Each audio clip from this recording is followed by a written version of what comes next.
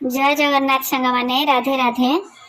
गोटे छोट गाँव रे सुरेश नामक एक युवक रोते से जमी रे किछि फसल बुणिले भल फसल पाई आशा रखिले किंतु केते दिन पर वर्षा हैला नहीं माटी सुखीगला चारिदिगरे निराशा गाँ लोके अनेक कहले ए वर्ष फसल हेब नहीं चेष्टा बंद कर किंतु सुरेश हार मानिले नहीं से धैर्य धरिले और मनरे विश्वास रखिले मोर परिश्रम फल देव।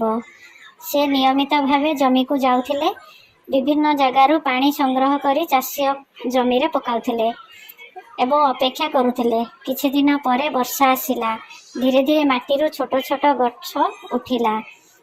सुरेश यहा देखि खुशी होई गले।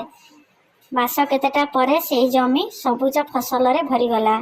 सुरेशर धैर्य और विश्वास शेष रे सफल हैला। एथिरु आमे जानिले धैर्य और विश्वास थिले असंभव काम मध्य संभव होई परिबो। जो माने अपेक्षा करंती अधैर्य हुवंतिनी निज प्रति भरोसा रखंती से माने निश्चिंत भाव में केबे ना केबे सफल होंती। आ जो माने अधैर्य होई चेष्टा करिबा छाड़ी दियंती से माने केबे भी तांको जीवन रे सफल होई पारंती नाही।